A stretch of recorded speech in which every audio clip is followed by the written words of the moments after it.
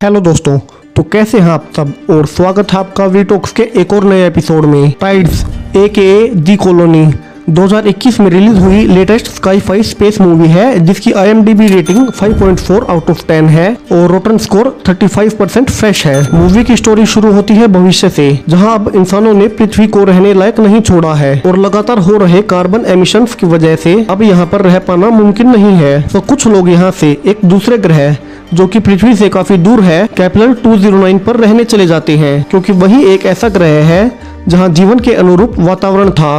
पर समय के साथ लोगों को ये एहसास होना शुरू हो जाता है कि वो लोग यहाँ पर बच्चे पैदा नहीं कर पा रहे हैं और वहाँ पर रहने वाली महिलाओं और पुरुषों में फर्टिलिटी रेट लगातार गिर रही है। तो अब उनमें से काफी सारे एस्ट्रोनॉट्स के ग्रुप दूसरे ऐसे प्लैनेट्स की खोज पर निकल जाते हैं जहाँ पर जीवन पनप सके, और इन्हीं में से एक ग्रुप वापस पृथ्वी की तरफ आता है ये देखने के लिए कि अब वहाँ फिर से रहने लायक वातावरण तो नहीं हो गया है। और इस मिशन का नाम यूलिसिस 2 रखा गया है।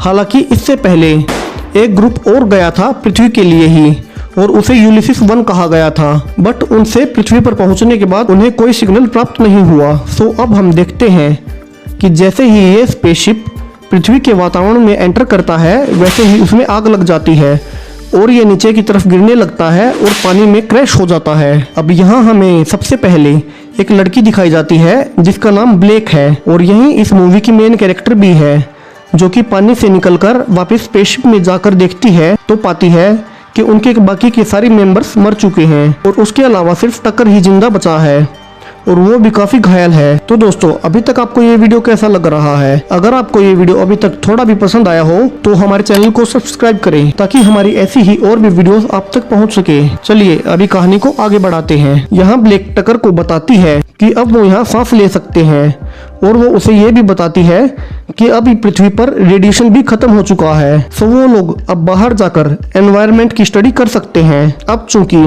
टकर काफी घायल था तो ब्लेक बाहर जाती है, जहां वो पाती है कि अब यहाँ हर दिन 2 बार बाढ़ आती है और काफी कोहरा भी छा जाता है। ब्लेक को बाहर कई जीव मिलते हैं जो कि अपनी तादाद बढ़ा पाने में सक्षम थे। अब वहाँ फिर से तूफान आ जाता है और टकर ब्लेक को बोलता है कि उसे जल्दी से वापस आ जाना चाहिए और वो उसके लिए फ्लेयर गन भी फायर करता है, जिसे देखकर ब्लेक वापस पहुंच सके।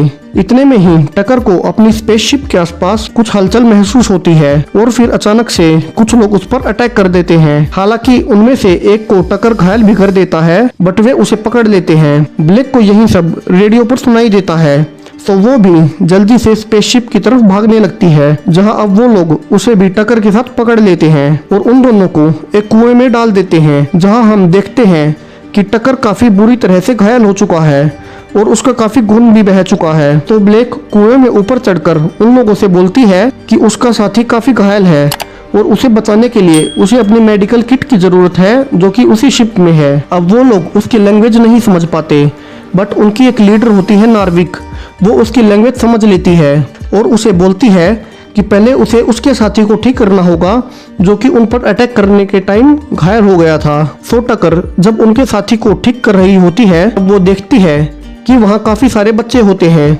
जिन्हें देखकर वो काफी हैरान होती है और वापस अपनी मेडिकल किट लेकर कुएं में जाती है और टकर को भी बताती है कि ये एक इंसानों की बस्ती है और उसने यहाँ पर छोटे छोटे बच्चे भी देखे हैं, यानी कि अब पृथ्वी के एनवायरनमेंट में वे फिर से बच्चा पैदा कर सकते हैं। अब ब्लेक उसे कहती है कि उन्हें किसी तरह से ये इन्फॉर्मेशन केपलर 209 तक पहुंचानी होगी ताकि वो भी यहाँ आ सके, बट टकर उसे कहता है कि वो ऐसा नहीं कर सकता क्योंकि उन लोगों ने उसकी स्पेसशिप को बुरी तरीके से तबाह कर दिया है। जिस पे ब्लेक कहती है कि वो अपना बायोमीटर ढूंढ लेगी, जिसे कि वो उन लोगों ने शायद उठा लिया होगा और फिर एक केपलर शटल का यूज करके वो इन्फो केपलर तक पहुंचा देगी। बट टकर उसे बोलता है कि उसका काफी खून बह चुका है और वो अब उसके साथ इस मिशन पर नहीं आ पाएगा और टकर की इतना बोलते के साथ ही वहीं मौत हो जाती है। अब यहाँ हमें फ्लैशबैक सीन्स दिखाए जाते हैं, जहाँ अब ब्लेक का पिता अर्थ पर पहले मिशन पर आया था, जिसका नाम यूलिसिस 1 था। जब उसका पिता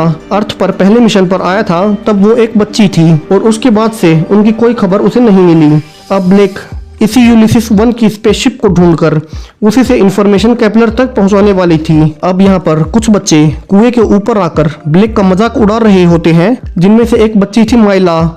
तो ब्लेक माइला से कहती है कि वो उसके बायोमीटर वाला बुक्स ले आए और माइला भी उसके लिए हाँ बोल देती है। बट थोड़ी ही देर में वहाँ पर कोई दूसरे लोग आकर उन लोगों पर अटैक कर देते हैं और उनके बच्चों को किडनैप करके ले जाने लगते हैं, जिनमें से एक माइला भी होती है जिसे ब्लैक कुएं से देख रही होती है। और वो देखती है कि माइला के हाथ में वही बॉक्स है जिसके अंदर उसका बायोमीटर है। तो ब्लैक उनके पीछे जाने लगती है और पाती है कि माइला इनकी लीडर नार्विक की बेटी है और वो दोनों उनके पीछे पीछे माइला को छुड़ाने के लिए जाने लगते हैं। अब वो लोग माइला को देख लेते हैं जिसे कुछ लोग बोट में लेकर जाने वाले हैं। तो नार्विक उन पे फ्लेयर गन से हमला करने वाली होती है, बट ब्लैक उसे बोलती है कि इससे उन्हें कुछ नहीं होगा और वो पकड़े जाएंगे।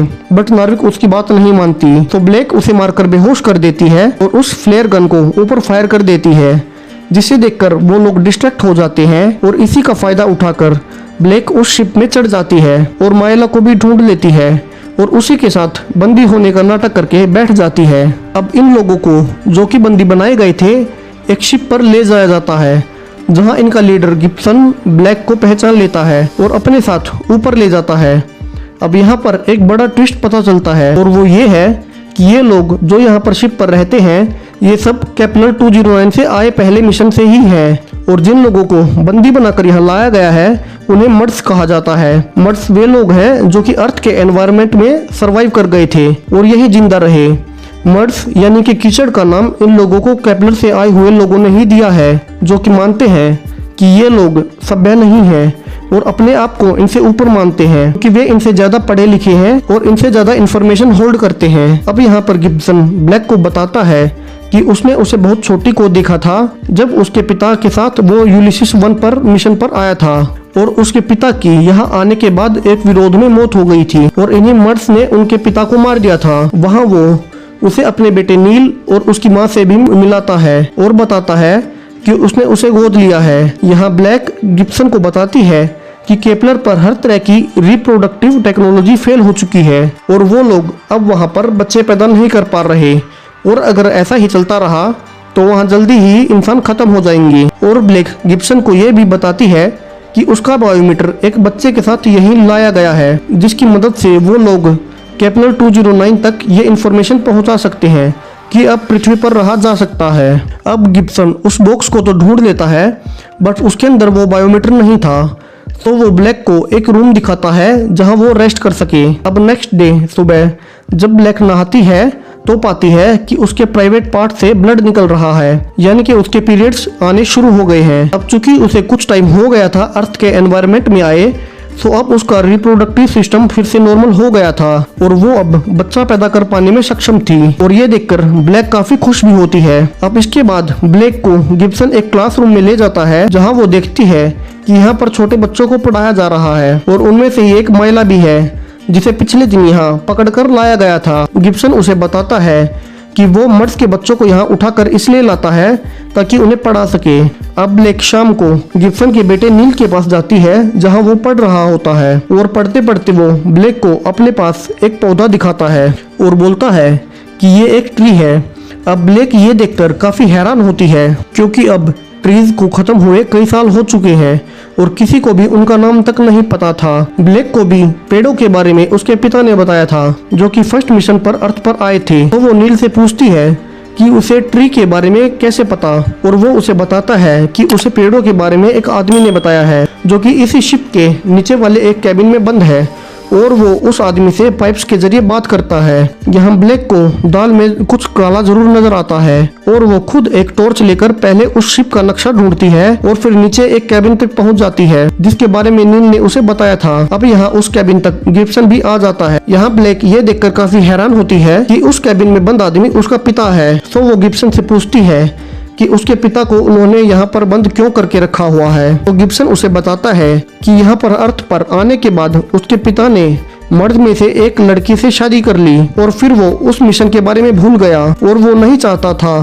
कि केपलर 209 तक ये इन्फॉर्मेशन पहुँचे कि अब अर्थ पर रहा जा सकता है और इसलिए उसने फर्स्ट यूलिसिस स्पेसशिप को भी तबाह कर दिया था, जिसकी वजह से गिब्सन अब तक इन्फॉर्मेशन केपलर तक नहीं भेज पाया था। अब ब्लैक गिब्सन को कहती है कि वो दरवाजा खोले और वो अपने पिता को मिलना चाहती है और गिब्सन ऐसा करता भी है और ब्लैक अंदर जाती है जहां वो पहले तो अपने पिता से गले मिलती है, फिर उनसे पूछती है कि उन्होंने ऐसा क्यों किया, जिसपे उसके पिता कुछ नहीं कहते और उसे सिर्फ सॉरी बोलते हैं, जिससे वो काफी दुखी हो जाती है और वहां से चली जाती है। अब ऊपर जाकर ब्लेक को एक वेदर स्टेशन पानी में दिखाई देता है। सो वो गिब्सन को कहती है कि अगर उसे उसका बायोमीटर मिल जाए तो वो इस वेदर स्टेशन के जरिए केपलर से कांटेक्ट कर सकती है।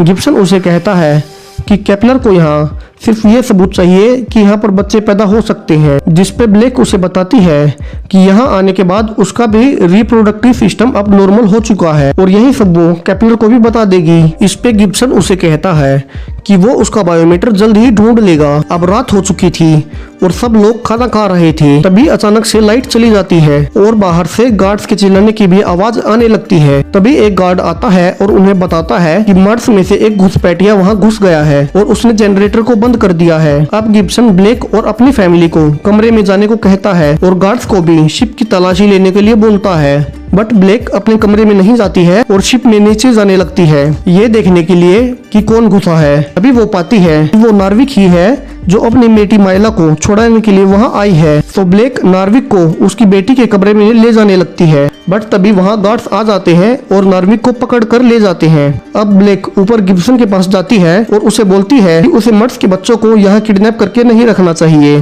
और वो यहाँ पर सिर्फ लड़कियों को क्यों रख रहे हैं। पर गिब्सन उसे बताता है कि केपलर पर अब लेडीज की एज 45 के आसपास हो चुकी होगी और जब तक वे लेडीज अर्थ तक आएंगी तब तक वे बच्चा पैदा करने लायक नहीं बचेंगी। तो इसलिए वो उन लड़कियों को यहाँ रख रहा है ताकि जब तक केपलर के लोग यहाँ तक पहुँचते तब तक ये लड़कियाँ बड़ी हो जाएं। यहाँ आप समझ गए होंगे कि केपलर से अर्थ तक आने में काफी टाइम लगता है क्योंकि वो यहाँ से बहुत दूर है और यहाँ पर आने और जाने में लगभग 8 साल का टाइम लगता है। यहाँ ब्लेक गिब्सन को कहती है कि ये सब गलत है, बट गिब्सन उसे कहता है कि उसे उसका बायोमीटर मिल गया है और वो कल सुबह जाकर केपलर तक ये इन्फो भेज देगा। और वो अपने गार्ड्स को ब्लैक पर नजर रखने के लिए भी कहता है क्योंकि उसे अब ब्लैक पर शक होने लगा था। अब ब्लैक वापस अपने कमरे में आती है जहाँ उसे माइला अपनी अलमारी में छिपी मिलती है। सो वो उसे लेकर उसकी माँ के पास जाती है जो कि बाकी बंदियों के साथ कैद थी। वहाँ वो उन सबको वहाँ से छुड़ा लेती है और वहाँ से भगा देती है और फिर वो अपने पिता के कमरे में जाती है जहाँ उन्हें बताती है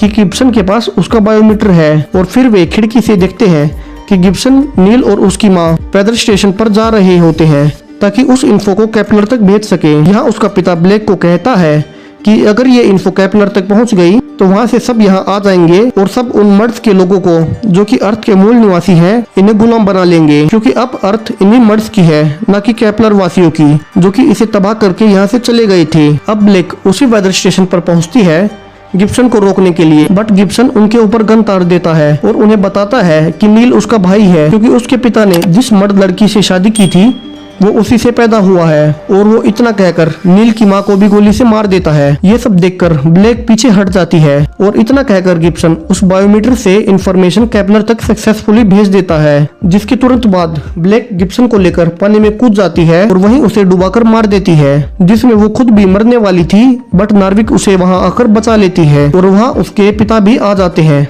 यहाँ आप पता चलता है कि गिब्सन सच बोल रहा था और नील सच में उसके पिता का ही बेटा है। और नील की माँ जो कि मारी गई वो वही लड़की थी जिसके उसके पिता ने यहाँ आने के बाद शादी की थी। बट गिब्सन ने उसके पिता को कैद कर लिया और उसकी माँ और बेटे नील को अपने पास रख लिया। तो यहाँ अब मूवी के लास्ट में नील और ब्लेक एक साथ बैठे होते हैं जहाँ नील ब्लेक से पूछता है कि क्या केपलर से यहाँ सब आने वाले हैं, तो वो उसे बताती है कि हाँ ऐसे होने वाला है। तो उन लोगों को अब उनके लिए तैयार रहना होगा। और उसी के साथ ये मूवी यहीं खत्म हो जाती है। तो दोस्तों आपको ये वीडियो कैसा लगा इसके लिए आप हमें कमेंट बॉक्स में बता सकते हैं। और अगर आपको ये वीडियो पसंद आया हो तो इसे लाइक और शेयर जरूर करें और ऐसी ही स्काई-फाई और स्पेस मूवीज के लिए हमारे चैनल को सब्सक्राइब करें। Thank you.